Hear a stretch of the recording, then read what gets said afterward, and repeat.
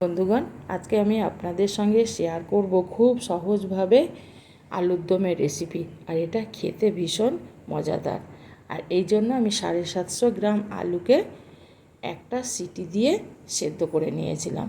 আর যেহেতু আলুগুলো ছোট, দিয়ে ঠান্ডা করে নেওয়ার পর আমি আলুগুলোকে এভাবে ছাড়িয়ে নেব।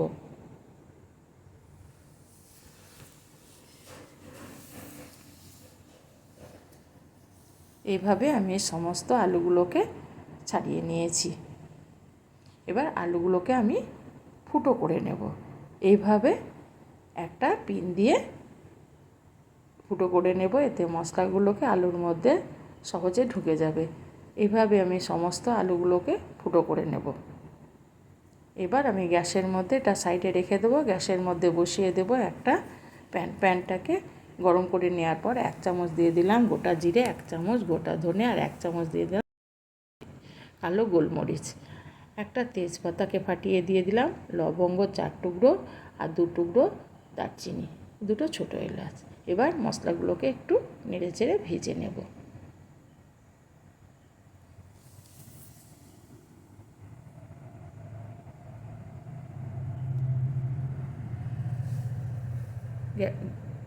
গ্যাসটাকে আমি এবার বন্ধ করে দিলাম। এটাকে নামিয়ে এবার পুরোপুরিভাবে ঠান্ডা করে নেব।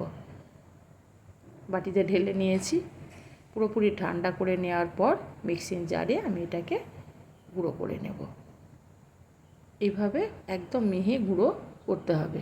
বাটিতে আমি ঢেলে রেখে দেব।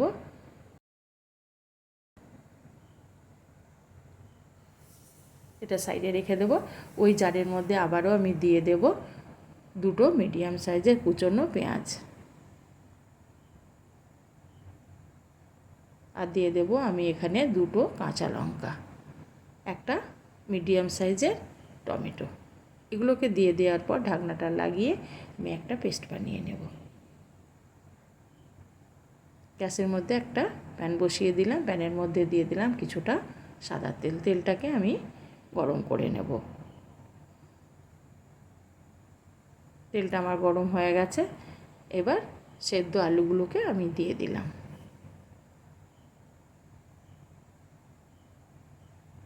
এবার উল্টিয়ে পাল্টিয়ে আলুগুলোকে গ্যাসটাকে বাড়িয়ে দিয়ে ভেজে নেব। 5 মিনিট মতো আমি টাইম নিয়ে আলুগুলোকে এইভাবে লাল করে ভেজে নিলাম। আলুগুলোকে প্যান থেকে উঠিয়ে নেব। এই প্যানের মধ্যে দিয়ে দিলাম সর্ষের তেল। তেলটা গরম হলে 1 টুকরো দারচিনি, 2 টুকরো লবঙ্গ, একটা ছোটো এলাচ, একটু গোটা জিরে দিয়ে আমি একটু নেড়ে চেড়ে নেব। তারপর এখানে দিয়ে দেব পেঁয়াজ আর টমেটোর পেস্টটা। জারটাকে ধুয়ে একটু জল দিয়ে দেব। এবার এটাকে কষিয়ে নেব।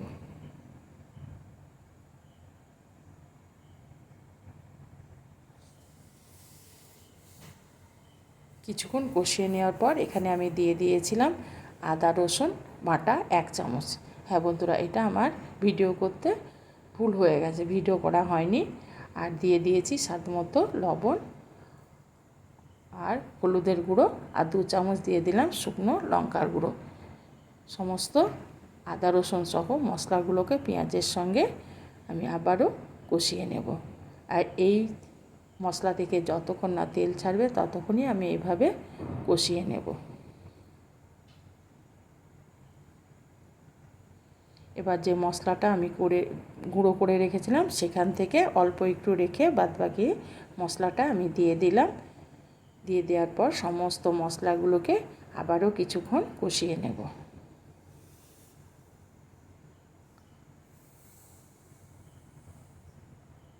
এবার এখানে আমি দিয়ে দেব টক দই। 4 চামচ টক দইকে আমি একটা বাটির মধ্যে ভালো করে ফেটিয়ে নিয়েছিলাম। দিয়ে গ্যাসটাকে বন্ধ করে দিয়ে মশলার মধ্যে টক দইটাকে দিয়ে দিলাম। এবার ভালো করে টক দইটাকে মশলার সঙ্গে মিশিয়ে নেব গ্যাসটা বন্ধ করে। পুরোপুরি দইটা যখন মশলার সঙ্গে মিশে যাবে তখন আবারও আমি গ্যাসটাকে ধরিয়ে দেব।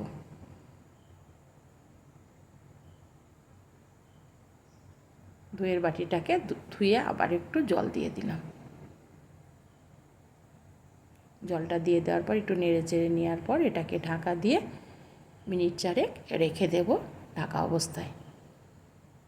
4 মিনিট পর আমি ফিরে এলাম। দেখুন কত সুন্দর তেল ছেড়ে দিয়েছে। একটু নেড়ে চেড়ে নেব, নাহলে তলে পড়ে যেতে পারে। এবার দিয়ে দেব আমি সেদ্ধ যে আলুগুলোকে ভেজে রেখেছিলাম সেগুলোকে। আর রান্নাটা খুব কম সময়ে হয়ে যায়, যেহেতু আলুটা আমার সেদ্ধ আছে। নেড়ে চেড়ে ভালো করে আলুর সঙ্গে মশলাটাকে কষিয়ে নেব।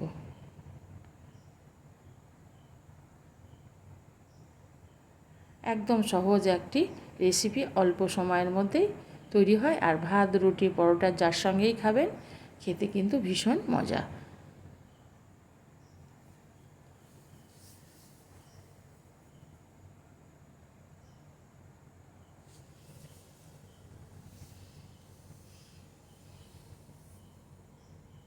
একটু উল্টিয়ে পাল্টিয়ে আমি এগুলোকে মশলার সঙ্গে আলুগুলোকে কষিয়ে নেব।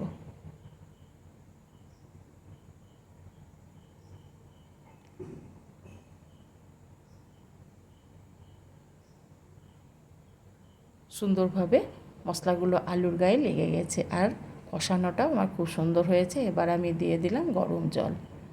এখানে 1 গ্লাস মতো গরম জল আমি দিয়ে দিলাম। দিয়ে দেওয়ার পর জলটাকে ভালো করে আলুর সঙ্গে মিশিয়ে নেব।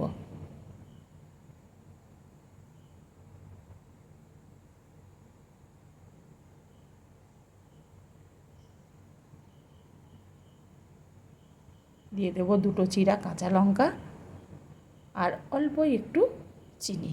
এটা অপশনাল, যদি আপনাদের ইচ্ছে হয় তবে দিবেন, কিন্তু আমি ব্যালেন্সের জন্য, যেহেতু টমেটো আর দই আছে, টক দই, সেই জন্য আমি একটু চিনি দিয়ে দিলাম।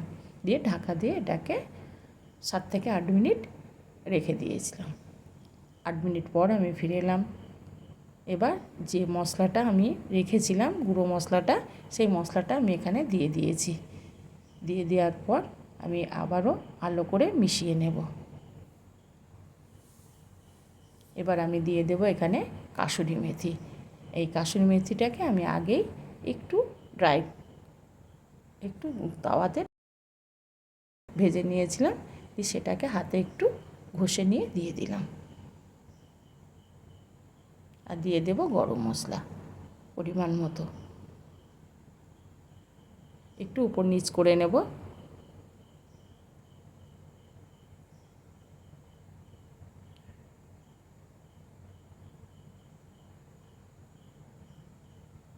এবার সব শেষে আমি দিয়ে দেব এখানে ঘি। এখানে 1 চামচ ঘি আমি দিয়ে দিলাম। ঘিটা দিয়ে দেওয়ার পর ঘিটাকে আমি আলুর সঙ্গে ভালো করে মিশিয়ে নেব।